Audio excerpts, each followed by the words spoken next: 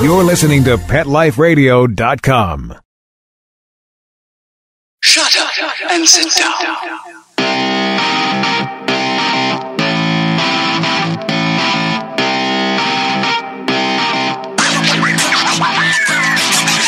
Vegas Rock Dog Radio. Pets, people, pop culture. Let's bring on the host, Sam, the queen of rock and roll dogs. Welcome to the show, everyone. I'm Sam, the queen of rock and roll dogs, and you are listening to Vegas Rock Dog Radio. We're a rock and roll show all about pets, people, and pop culture. I'm live from Las Vegas, and we're going to have a very educational show today. But as you know, and many people that listen to me, there's always a laugh in there somewhere. Even if we talk about some of the most difficult topics, everybody knows my personality. I have quite a good sense of humor, so there'll be some laughs somewhere along the way. If you're listening in for the first time and you want to find out where you can find us on the internet, you can connect with us by going to our main website, which is vegasrockdogradio.com. And that is the hub of everything that we do regarding the radio show. Now, we are on a lot of other platforms, and you can find us on Periscope, on Facebook, of course, Twitter, Instagram, and we do have a blog, and that is therockandrolldog.com.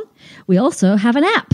So here's the app. It's really easy and it's free. You'll go to yapp.us, and that's yapp.us. It's free. Download the app, and then you're going to download Vegas Rock Dog Radio onto your phone. You'll have everything at your fingertips. You can listen to the show straight through the app. You'll get updates on blog posts, giveaways, guests that are coming on the show, and pretty much anything that's happening with the show, but it's at your fingertips. And if we actually make an announcement through the app, you get a notification straight away on your phone, so you'll be the first to know.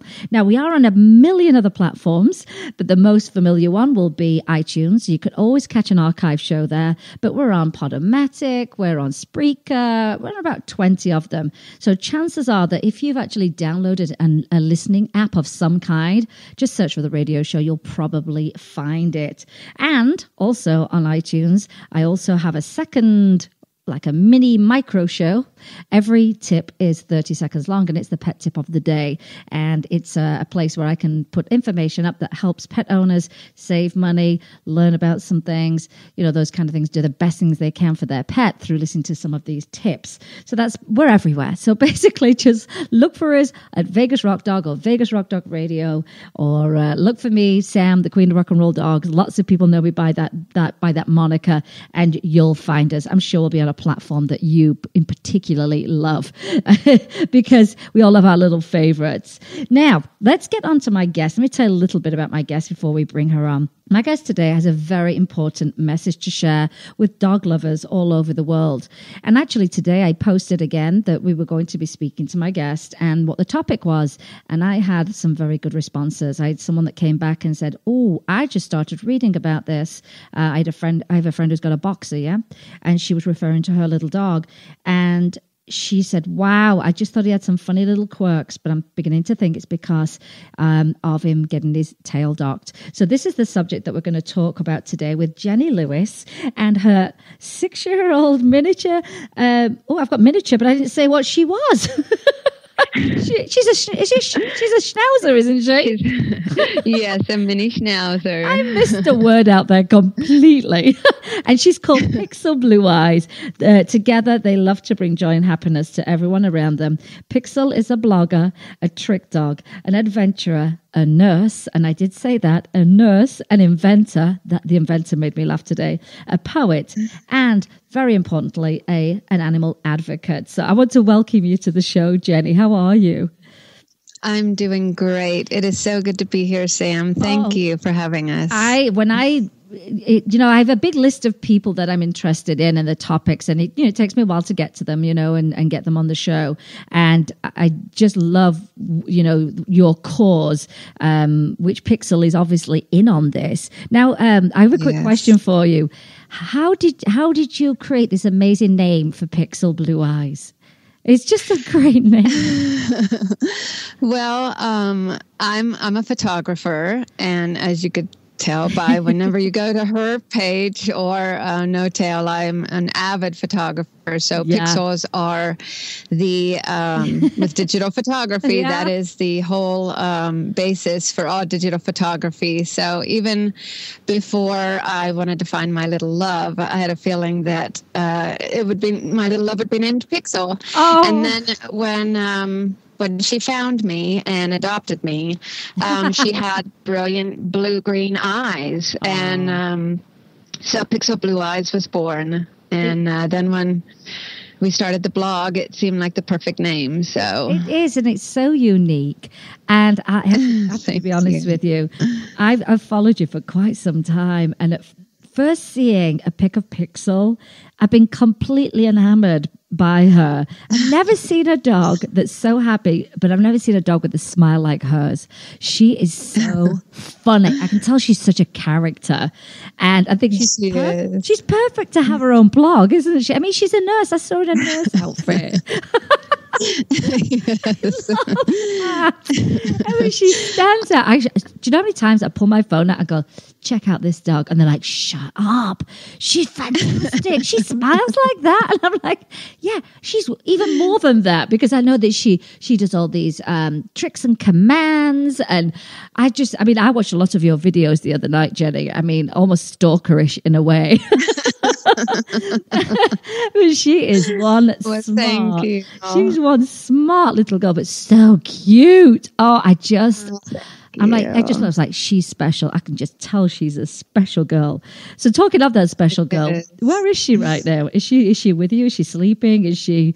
Oh, most definitely. She is like my little shadow, or maybe I'm her shadow. I'm not sure if I stalk her or she stalks me, but she is sitting right next to me, sitting here, a little bit sleepy, but listening in on us right now. Oh, she is something else, I tell you. Now, have you had other dogs before you had her, or was she a first? She is my second dog. Right. I adopted a black standard schnauzer when I was 21 years old and worked in TV. Actually, we did an adoption little segment at the TV station there, and I held all the dogs. I voted myself dog holder, and I adopted one of the dogs she adopted me. So I had her for 15 years, and then when she passed on, then I found Pixel. And so Pixel is my second schnauzer, and she's just like my little soulmate. And we just have the best time. I swear she's taught me the tricks more than I've taught her the tricks.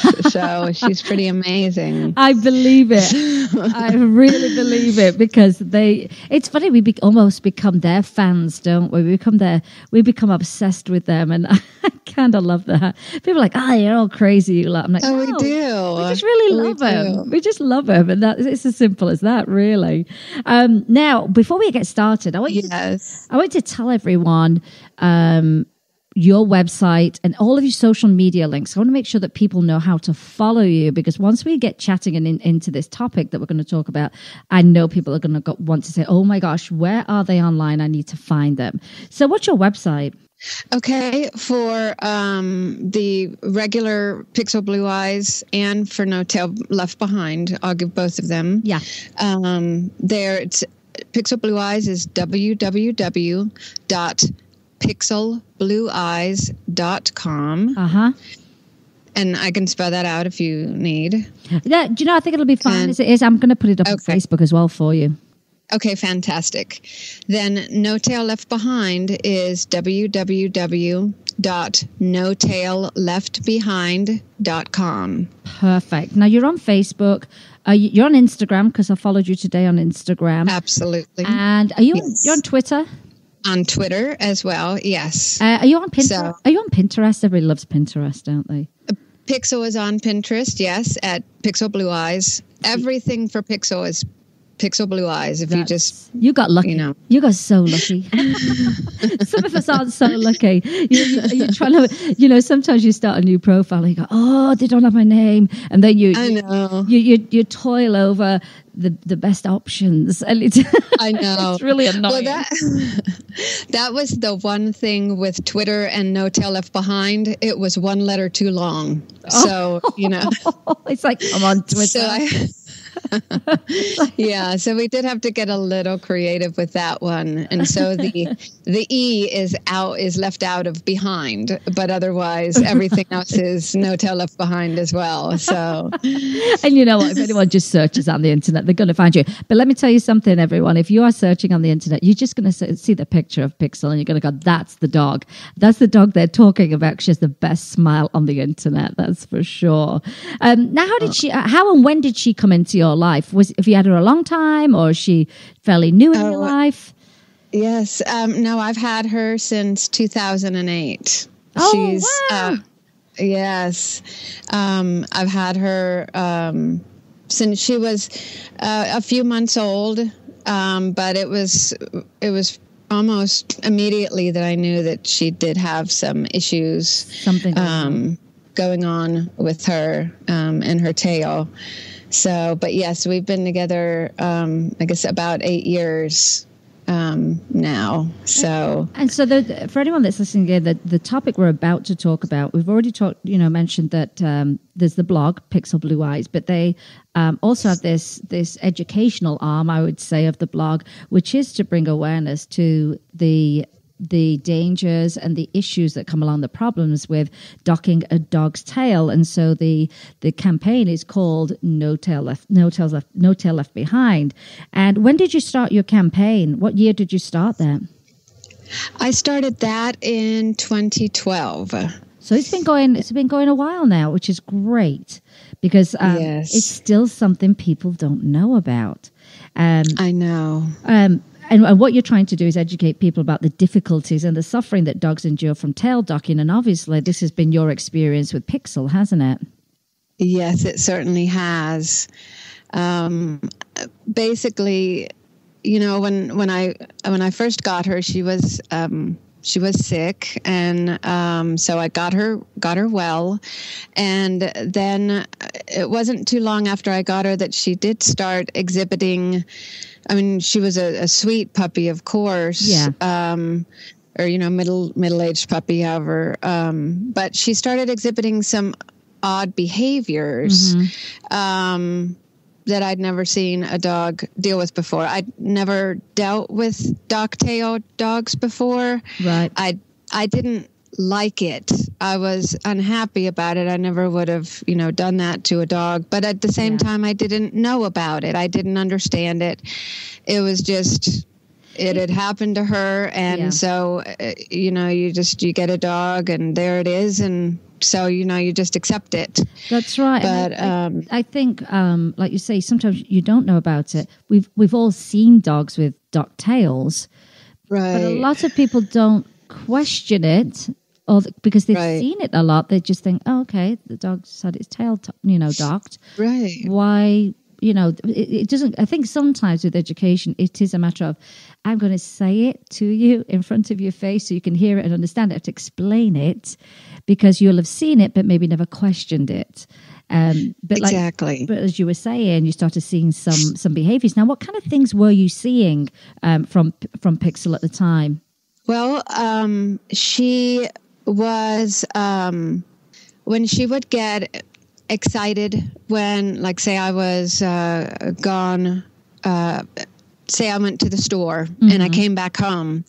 And we all know that when we come home from anywhere, 5 minutes from home, we're gone 5 minutes, we're gone 5 hours. Our dogs are excited to see us. Oh, they are. And where do they exhibit their excitement from?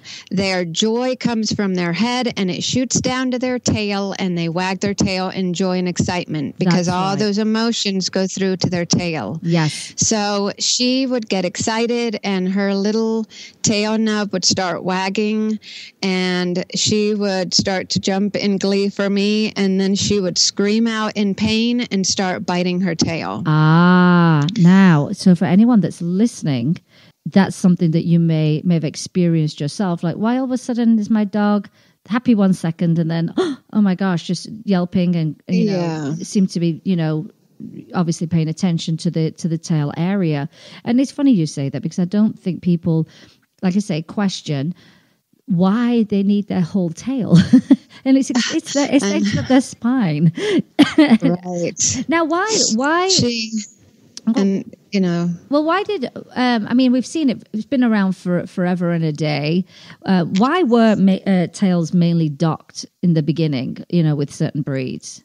Well, way early on, like 100, 150 years ago or more, there were a few reasons why. Mm-hmm. One reason was hunting dogs, certain hunting dogs, or like badger dogs, that type of things. Right. Schnauzers, and certain other breeds who used to do some kind of, you know, different burrowing, hunting type, maybe not hunting per se, but they did do some burrowing, you know, rat terriers, different breeds like that. Yeah. One reason that they would dock way back when was to, you know, supposedly prevent injury to the tail, like if they were doing, you know, hunting rats or whatever, to help prevent the rat from having something to grab onto. Another reason was, amazingly, taxation. There was an issue. Yes. I'm learning new stuff. Yes. Taxation dealing with farmers, and, you know, like when they had certain number of heads of sheep and they had certain dogs or certain numbers of dogs, there was taxation involved in that. They would, it was an odd situation there. With hunting dogs, a lot of times, and they still give this reasoning now, they say that, you know, the dogs could hurt themselves out in the wild and in the brush, and so you got to dock their tail so that their tail doesn't get hurt. Right. Which is kind of an, you know, it's like double negative there, because, well, you're hurting them so they won't get hurt. Yes. You know, I mean, like, yeah, you don't want to remove a finger so you don't hurt your finger. You know, I mean, that's a fantastic analogy. Oh my gosh, I would love to say that to someone. I need someone to tell me the reason why they do it, and then I would say, so you're going to remove your finger in case you don't hurt your finger. I mean, exactly. How can you argue with that? I mean, you just can't argue with that. And there are breeders, like you say, that they love that look. It's become some strange standard. I find that it's a standard, even though it's not natural. Well, exactly. And now it has come down to that it is just a breed standard. It's been passed from generation to generation. Yes. And now it is strictly just, well, that's the way the dog looks. I've actually had people, you know, over the years, I've actually had people say, well, you know, that Doberman looks weird with the tail. Oh my God, a Dachshund looks so strange, or not a Dachshund, but a Schnauzer looks so strange with the tail. Oh my God, I can't imagine it with a tail.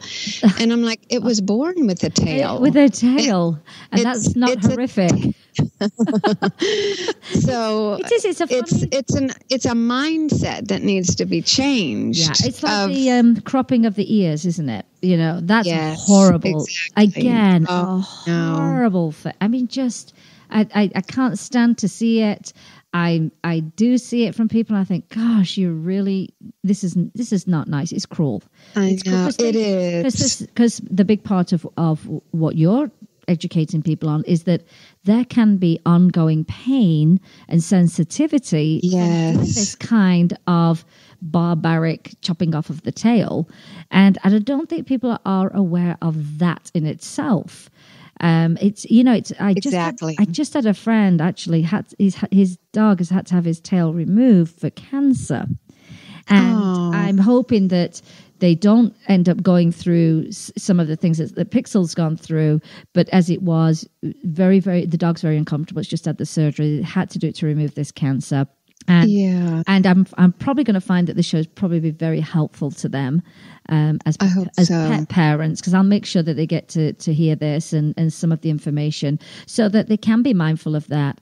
And if they do have to do some kind of pain management or, whatever it is that's necessary, that they'll be aware of that. So I think this would be, it was just strange that I saw them post that his name's Elvis. He's been on my show before. He's a fantastic dog. I just saw that happened this week, and I thought, oh man, that's coincidental that I'm going to be talking about this topic. Now, what do you have to do? Well, let me rewind a little bit. So you started noticing some of these odd behaviors that you couldn't make sense of in the beginning because you're like, yes, just come home. She's happy now. There were a number of different behaviors that I've actually had hundreds of pet parents that have contacted me and said, oh my God, my dog does that too. That Pixel was exhibiting, hiding under the bed or hiding, in the back of the room, refusing to come to me at certain times when she knows the word come. Yeah. Unexplained potty accidents when she is a potty trained dog. Yep. Running from poop. Bowel movements. I'll say it. Yes, there you go. Running from bowel movements. And because obviously going to the bathroom caused some pain, sensation. Yes, because what people don't realize is that the tail is used by those muscles and by the bowels. Well, yes, to help in that. Yes, that activity of the body. Yes, because you do see that, don't you? Where they're using their muscles, like you say, at the end of pooping, and it does involve the whole back end. So that makes absolute sense to me that's what would then be a problem and why they would want to run away from it. Not it's cute and they think they're funny. Your dog's not trying to be funny by running away from poop. It clearly is going, oh my gosh, I'm associating this with pain and discomfort. So so what other behaviors did you see then? Was Pixel focusing on her rear end? Yes. Yeah. She a lot of licking and biting at it at different times. Even when she would play, and this still happens unfortunately today. 8 years later, people think, oh, well, when I read these tail docking advocate places and they say, oh, well, it's just a snip real quick and then the dog cries for a minute and then runs back to its mother and then they nurse and they're fine. But 8 years later, Pixel's playing with a toy and we're having a good time. And then all of a sudden she has to swing around and bite at her tail, which of course I have to stop. Yeah. But the sensation of, she still has, goes after her tail at times. And so we've got, a way to help her through that and stuff. But there's also like for puppies, like anyone who has a puppy or a young dog that they're trying to potty train, there will be delayed potty training. I would about guarantee you. It took Pixel several more months to learn successful potty training because you think about they're trying to recover from having lost a tail. Yeah, it's major, isn't it? How do they actually adopt tails? Who does it? Do veterinarians do it? Do the breeders do it themselves? The majority would be breeders, would do it. Veterinarians do it too. A lot more veterinarians that I've been talking to are now refusing to do it. Good. But a lot of veterinarians do it. A lot of breeders do it. Amazingly, a lot of veterinarians do it in a way that just kind of just gives me the shudders. But what do they use? They use, I'm sorry for the ugh in my voice. It hurts my heart to think about it, but they a few ways. They use either banding, which is they use this like in farming as well, but it's a tight rubber band they put around the dog's tail that just constricts and cuts off the blood flow until the tail falls off. Oh my goodness. I know. Wow. People need to know this, though. I know. Wow. Or they use and this, unfortunately, I made myself watch. I watched a veterinarian who has a video that he's asked, is this controversial or not? He shaves off the tail with the kind of shaver you use to like shave your dog's hair. He shaves the tail off.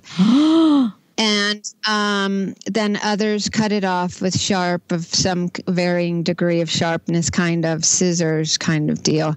And this is where so many of the dogs have issues. They can't guarantee that they're getting in between these baby vertebrae. Oh my gosh! So they could literally be cutting the bone.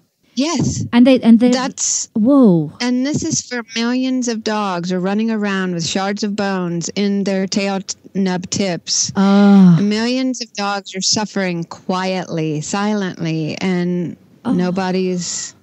Oh my gosh! This is why I know. This is why it was so important for you to come on the show today, because thank you. Everybody needs to know about this and share this, because it's barbaric and it's unnecessary. It's unnecessary. I don't know anybody's dogs that are going burrowing for badgers or anything of that sort.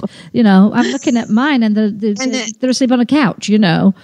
I know. Wow. And the excuses they give as to like why this is needed, you know, it keeps the tail cleaner, it keeps the back end cleaner. Because everyone else can't keep theirs clean. I know. And they say, well, you know, working dogs, you know, it has to keep them clean, you know, has to keep them safe. You know, do you know any German Shepherd police dogs with dog tails? Do you know any rescue dogs with dog tails? I mean, there's very few. I mean, I don't see any, you know, golden retrievers or German shepherds that are having their tails tucked. I mean, it's no correlation there. No, there isn't. And I think people come up with all kinds of excuses when it's just something they want to do.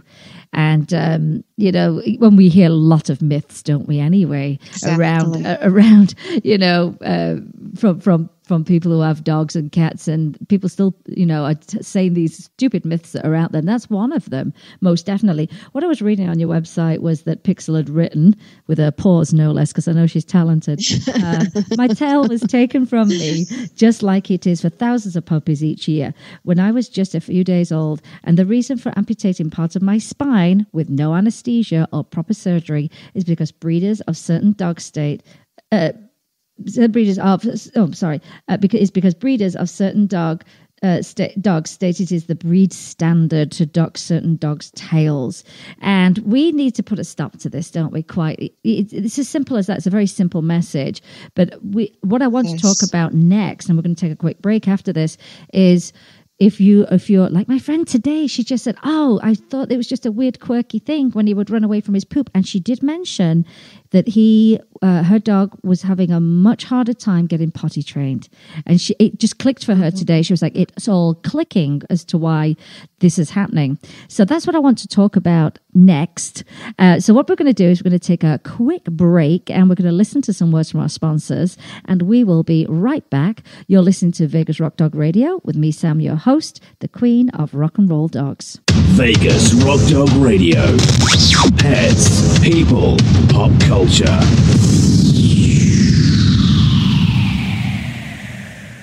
It's hard to find time for your furry family member. That's where Camp Bow Wow comes in. All-day play and overnight camp, daycare and boarding for dogs. Everything is included. Large play areas for fun and exercise. Spacious cabins, comfy cots, even live camper cams to watch from a computer or smartphone. Camp Bow Wow offers the best care and is the place to go where a dog can be a dog. For locations and more information, visit campbowwow.com. Yuppie Puppy City Kitty provides pet lovers an opportunity to earn up to 50% commission selling our premium pet products. Advocate Gina Brick says, the opportunity to share such a quality product line with other pet lovers is amazing. The support of the Yuppie Puppy City Kitty family while working the business is a true gift. Mention special code PETLIFE when you enroll today and receive 3 additional products free. Find us at www.ypckpets.com. That's ypckpets.com. When we ran out, we stopped using it. Why would you stop? Why undo all the good that's been accomplished? We thought everything was fine, and that was not a good thing. No. He started stinking. It was awful. Shedding comes back, loss of hair, lots of dandruff. Scratching will return. His shedding will increase. If I ever took Roy off of Dinovite, he would go back to his hair loss. DINOVITE.com. 859-428-1000. When I get down to the bottom of my box of Dinovite, Dynovite. When I get to about 3/4. Oh no, I've got a couple more scoops. It's time to place my order. Dynovite.com. Each and every day she is getting that Dynovite. The omega-3 fatty acids. Flaxseed, zinc, alfalfa. The digestive enzymes that are cooked out of regular dog food. Just feed your dog right. Use Dynovite. If it's working, don't quit. Don't do what I did and run out. 859-428-1000. 859-428-1000. DINOVITE.com. Let's talk pets. Let's talk pets On Pet Life Radio. Pet Life Radio. PetLifeRadio.com. Vegas Rock Dog Radio. Pets, people, pop culture. And we're back. Are you still with us, Jenny?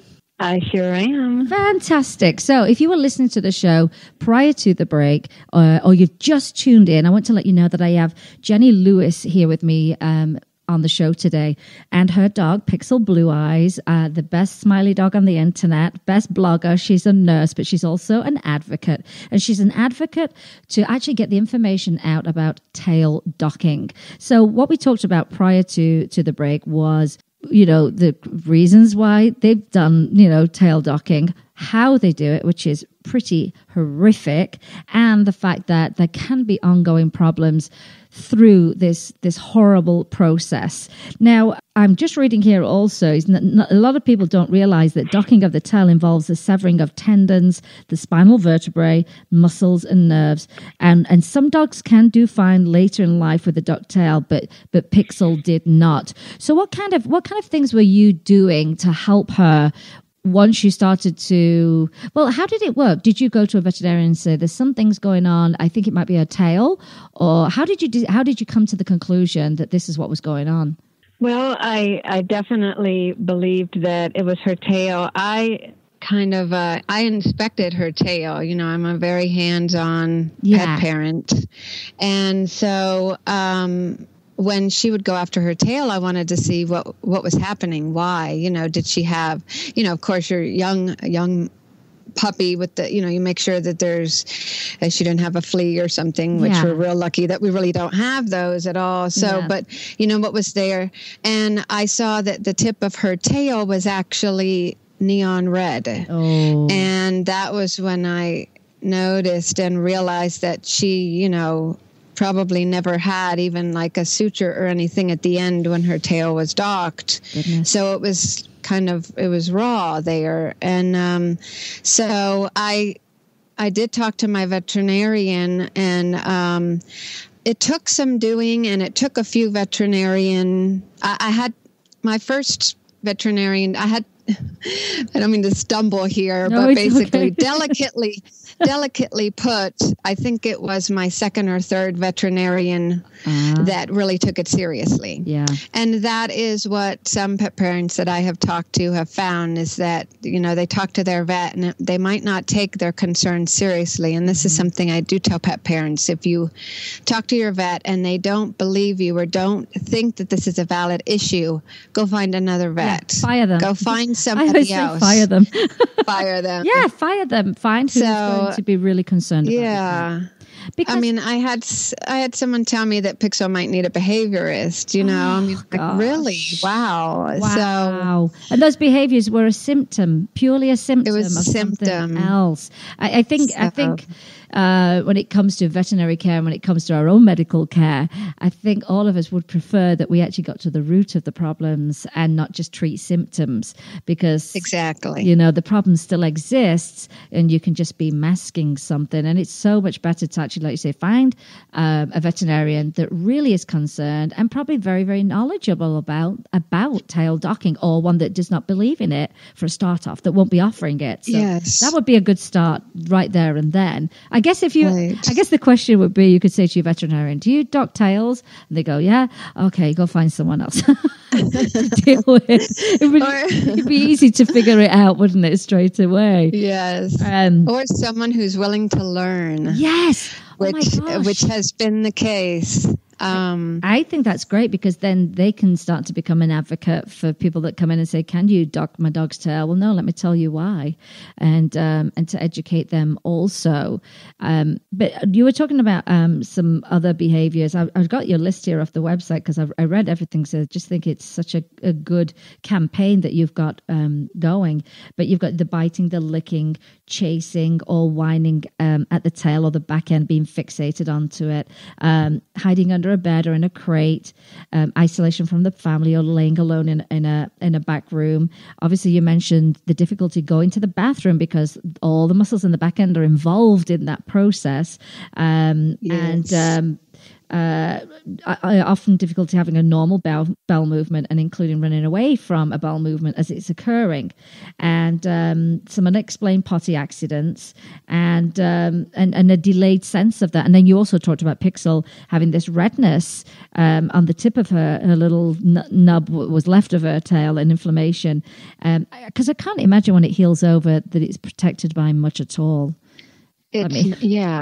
It's not. It turns out that she had, a shard of vertebrae, because they'd of course cut through the vertebrae, and she had adhesions and neuroma, a nerve neuroma on the tip there. So she was just one raw bundle of pain with nothing padding it or protecting it there at all. When I finally got the vet that took it really seriously, So what was your first step then in, I guess it was pain management to start off with, yeah? Well, before her surgery, we had tried anti-inflammatories, which didn't really help much because, of course, she had the nerve pain going on. But, that was just my first attempt. But what we wound up doing is once we found out about the actual physical issues at the tip of her tail. Dr. Mask is the name of the vet that did the surgery.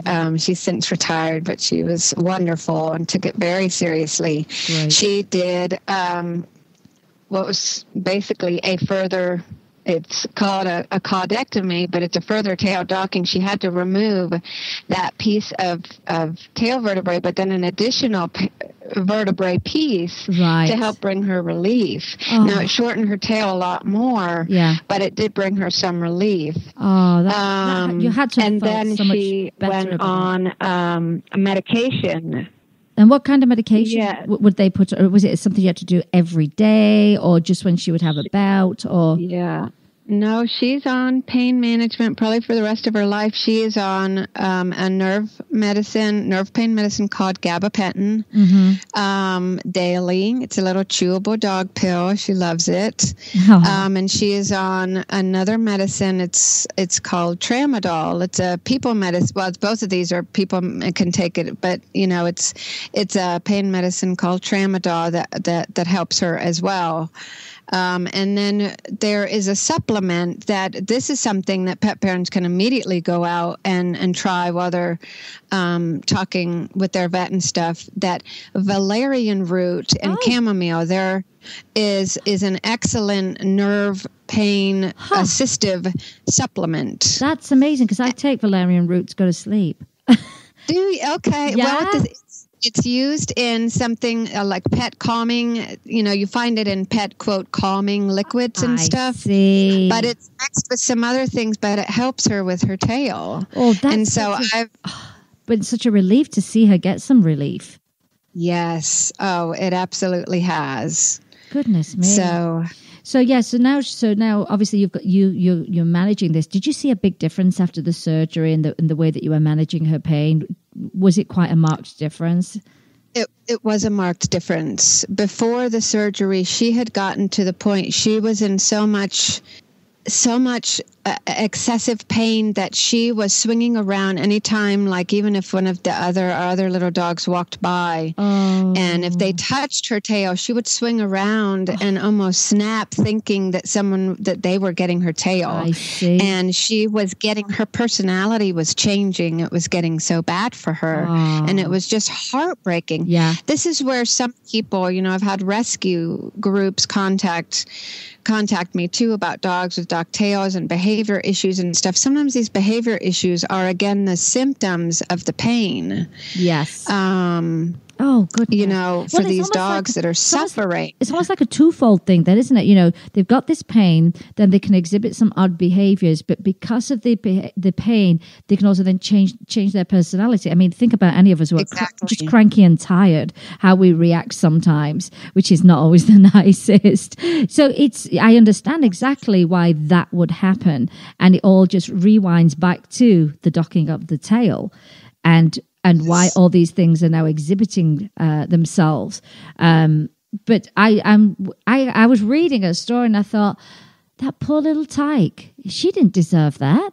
She didn't deserve for a little life to be like that, where she had to struggle in pain. And here's her fortunate thing, that you actually figured out something's wrong. I'm going to get to the bottom of this and we're going to try and fix this.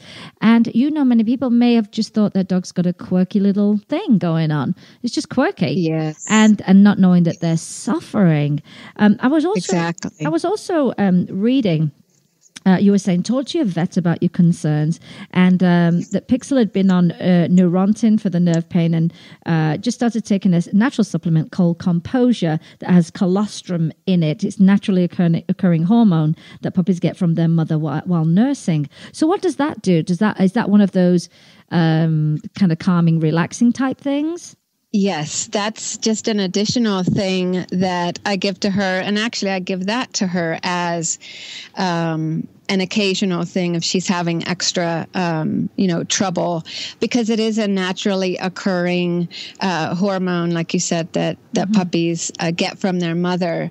And so when she's having a really stressful tail pain time, I will give her one of those chews, and it does just help relieve that pain stress. Yeah. Oh, and wow. So it's just an excellent. I'm so glad there are things you can do about this. I mean, you talked about the corrective surgery, which is an option, and you went through that. It did involve taking a little bit more of the tail. I guess it's to also even up the tail so there's no fragments in there. Are there any other alternative therapies that you tried leading up to Yes. Well, not leading up to that. I mean, there are things that I did to try to help her myself. I have, since then, I've been using actually acupuncture and cold laser therapy for her. Nice. And that is something that pet parents can use before surgery, of course. Right. So definitely I would suggest acupuncture. I had, never really thought about that like for myself or anything, but it had been suggested to me for Pixel with good rave reviews from pet parents for varying chronic pain dogs in other situations. So I gave that a try for her, and as part of her maintenance package, let's say, today. And so both the cold laser and the acupuncture definitely makes a difference for her in her dog-tail pain. That's wonderful, because I was reading what Pixel was saying, and I love this because she has a great voice for all this kind of stuff, was that dog-tail issues are real, they are valid, and you owe it to your dog to do all you can to help them. Would you say that you've definitely improved the quality of her life from when you first got her to today? Yes, I definitely would. And I feel that I feel blessed that I've also been able to help other pet parents as well by having No Tail Left Behind out there. I was going to ask you about that. Is there anyone in particular that you're just like, wow, we changed this person's mind completely? Who would you say has had the most impact in your eyes? Who have you impacted the most? Oh my goodness. There's there's been a number of people and groups. I could briefly. There have been a couple of breeders that just thrilled me. I mean, just absolutely filled my heart with so much joy, because they came to No Tail Left Behind and told me that after reading about all that I'd shared and stuff, that they stopped docking their poodle tails, the poodle puppies, because of learning about tail docking. And I was just absolutely floored. And it's amazing. I know. I mean, to get a breeder who's been doing this and thinking it's okay, that is phenomenal. Oh my gosh, if you can turn breeders around. It's very humbling. I know. I wish. Turn breeders around, you can pretty much turn anyone around, I would say, in that kind of thinking. Once they know, it's about knowing, isn't it? It is. And then they kind of analyzed their puppies, the puppies they'd been raising with docked tails, and then the puppies that they allowed to keep their tails. And they even posted a photo. This is a photo of the first batch of puppies with their tails. The puppies who had their tails and were allowed to just grow up without that first trauma, their first 3 to 5 days, they said that they grew up better, that they developed better, that they were just happier, and that everything about them was better. Wow. So it was healthier. It's so impressive. I mean, that's got to feel so good, because it is a lot of work to get the word out. It's an ongoing. It's just ongoing. It's like laundry. It's always there. You're going to keep doing it. But when you get those results, you're like, it's worth it. It's worth all this effort, so that you can prevent other little dogs being in this pain that they so do not deserve. Especially being so young, doing it in the first few days of their lives blows my mind. Like, how could you even? I mean, there's just the thought of it. How can you hold that little life? How can you hold that 3 to 5 day old puppy and go, you are the most precious life in the world. Yeah. I'm going to hurt you now. I'm going to hurt you, and it might hurt the rest of your little life. Yeah. Yeah. Gosh. Now, go ahead.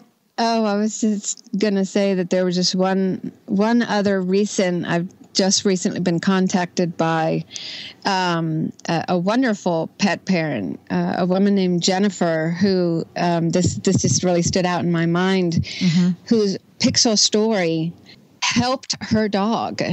And Pixel, what we've got out there on No Tail Left Behind. Now, usually I have people contact me and they ask for help and they ask for information, and I am always sharing everything I can possibly do to help. Yeah. And, oftentimes people will say, hey, can you help me? I've got this situation. And so I go and I give them all the information I can. And then, I might not hear from them again, and that's okay. Oh, yeah. And that's fine. Because I'm here to, to share what I can, to help how I can. Yeah. This woman, it was kind of different. She wrote me with the end result. She found No Tail Left Behind. She read Pixel's story, read about her surgery, read about everything, read everything she could. It turns out she has a beautiful Rottweiler who had Pixel's exact symptoms and exact history, basically. Whoa. She contacted her vet, didn't believe her at first. She found a different vet. Good. And then that vet went to No Tail Left Behind's website and read up on everything I wrote, and then did the dog surgery based on what I wrote. Oh, my. I was floored. Gosh, so you're impacting breeders, you're impacting veterinarians, and you're impacting the pet parent. This is phenomenal, because sometimes it is hard to get the professionals to change. It's so hard sometimes. They say, well, I'm the veterinarian. That's what I believe in. Oh. And wow. I mean, you've got to feel good about that. You're really, it does. It's very humbling, and I'm just very grateful that I can help. Now, do you have, of course, I'm going to be sharing your website and everything I possibly can. And just today alone, we've already impacted someone who said, this is all clicking now. I see what's going on. Do you have a national No Tail Left Behind Day? Because if you don't, I want you to have one. I do not, but that is a wonderful idea. I think, what I think you should do? I think is my suggestion. You should apply for a proclamation where you live, and the proclamation can be a No Tail Left Behind Day. And they're pretty easy to do, and you fill out the information on why you've chosen this day and what this cause is. I think that would be amazing if you could do that. I think it would be amazing. Okay. And it's not that. I know it's not that difficult to do, but can you imagine the awareness? It would go even bigger. The message, it would spread even further when there's a national day for this. Oh, I was so behind it. I would promote it. Don't you worry. You can count on me, Jenny. Trust me on this stuff. I'm so thank you. So passionate about animals and some of the things that, like you said, we have to overcome them. They've been around for so long. It doesn't mean they're right just because it's been done forever. And I would certainly back you on something like that. I think Pixel needs a day to promote this message. Well, we will. She's already famous. She'd be worldwide famous. I know she would be. Do you have anything like an infographic or anything like that I could share? Or maybe something that you're working on where people can just see a visual and say, I get this. I figured, yes, I understand this. Now I'm looking at this. Do you have anything in the works? Yes, I do, as a matter of fact. So we'll make sure that you get a copy of that so that we could put that up on your site. People love visual stuff. They love it. I know that you've got a video where you're doing some training with Pixel, and she has one of her little pain bouts and how she reacts. And I think that would be good for people to see also, why was there a sudden change there or to recognize it in their own pets. So I'm going to share as much as I possibly can. But I do know she's also an inventor, is Pixel. And I think this is the most hilarious thing. She invented the Pixinator 5000 personalized fave toy living blanket heat generator. And anyone listening, all I'm going to do is post the picture of her invention. And you would just really, really laugh. She's very funny. She writes in a very funny way. I read the story about trudging through the tundra. And I just laughed so hard when I got to the end of the story. But I love the writing. I find it highly entertaining. But it's also a very good way to come into a blog and learn about the other things that you focus on, like No Tail Left Behind. I think it's wonderful. And as I say, I'm a huge fan. She's already got me as a fan. I'm a super fan. Now, I never asked you, Jenny, what part of the country do you live in? We live in Virginia. Okay, now I know, because I thought I've never even asked her where she is. So what's your weather been like? Because we're in the 90s already. It's a little bit too early. Oh my goodness. It's too much. It's really too much. What kind of temps have you got? Don't tell me you've still got snow or anything like that, have you? No, well, we live in the mountains, the southwestern area of Virginia. We've had temperate, I'd say 70s right now, so upper 70s. A little rain tonight, nothing too painful. Nothing too painful. No, not at all. We've also got the most insane wind at this time of year, and that's miserable beyond, because we have dust storms that blow up because it's the desert, and it's pretty gross. But I was curious. I was like, where does she live? Because she's too far away for me to stalk Pixel. I can do it through the internet. Well, I can tell you, Jenny, it's been an absolute pleasure talking to you in person, finally. And I know you didn't even realize I had this British accent, so I just hope you understood everything I said today. Oh, no, it's been a pleasure. You have a lovely voice, and it's been a joy talking with you today. I am just thrilled that you came on, that we can get this message out. It's very important, and I think it's something that I think even if people don't have a dog that's got a dock tail, they'll quite easily share this information and say, hey, did you know about this?